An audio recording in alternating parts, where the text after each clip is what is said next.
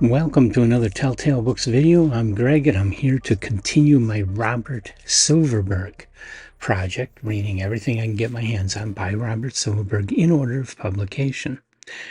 And the next work that I'm talking about here is To Be Continued, which on my list is his 12th work, and it was published in May of 1956 in Astounding Science Fiction magazine. And I just got a hold of a copy of that issue of Astounding. I had to do a little bit of repairing to it, but otherwise it's in pretty good shape and has a cover.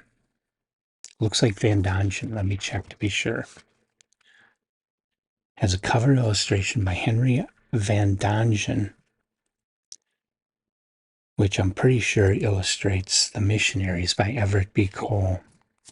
Has nothing to do with the Silverberg story, but it's a beautiful cover. Van Dongen started his career in the 1950s. 1956, he had been working for a while, and he had a style kind of like Frank Kelly Fraze and Ed Emsch, but kind of distinct his own. He has his own kind of distinct brushwork, and you'll notice the contrasty lighting in his artwork, which and his colors you'll see here, colorful but a little more subdued than what some of the other artists were doing. So he had a distinct style. You could identify a Van Dongen illustration pretty easy. Nice cover. But I also have To Be Continued in To Be Continued. This is the Collected Stories of Robert Silverberg, Volume 1. It was published by Subterranean Press. The hardcovers are out of print. I believe the trade paperback versions and the ebooks of these are still available from Subterranean. And this is a very good volume. A lot of his early, not everything by far, not every story. I think I've only come across a couple of his stories that have been in this so far of the 12 that I've done. But I think it was what Silverberg felt were his best stories from the early 1950s, because he did write a lot of just okay stories back then. So, To Be Continued, this is May 1956. It's just a short story. And brief summary. Guy named Gaius, Roman name. He's been alive since Rome. He was born during the Roman Empire, way back 2,000 years ago. And now he's living in 20th century New York, 1950s New York. He just found out that he is able to have children. He went to a doctor and had some tests done, and he found out he is able to father children. And he's looking forward to finding someone to help him start a race of immortals.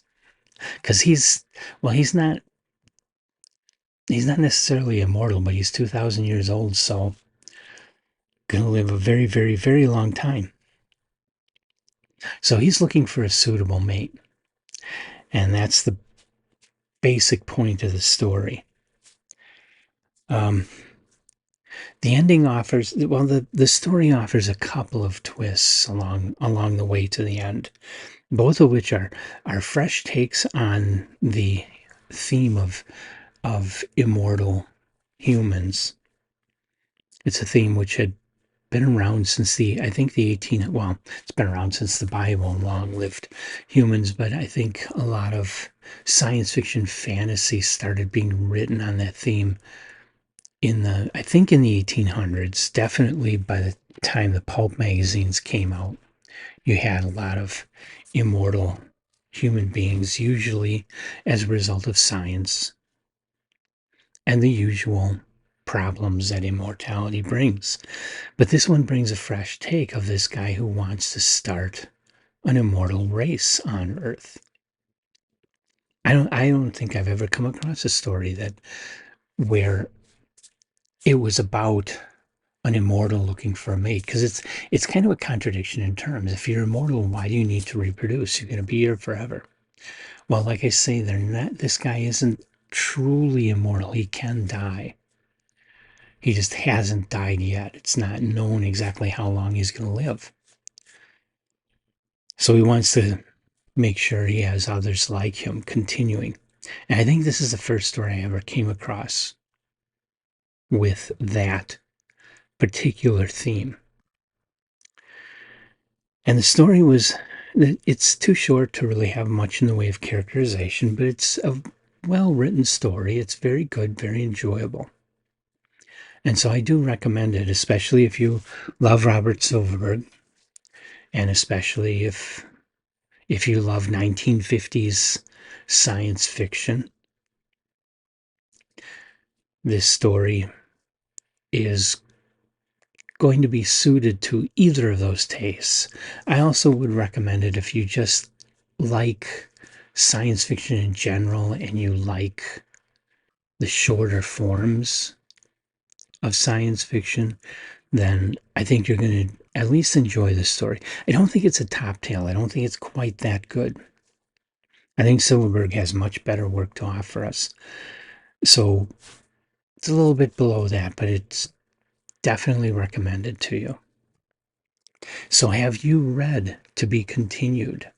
If you have, please leave comments. Tell me what you thought about that, or if you know stories about Robert Silverberg from the 1950s, put them in my comments section on the video for everybody to enjoy. And otherwise, come on back for more videos of Robert Silverberg. The next one I'm going to be doing will be titled Dream Girl, published the next month in June. And of course, all the rest of the videos I do about a wide variety of fiction. We're going to have some great content coming up in the near future. Come on back and watch it all.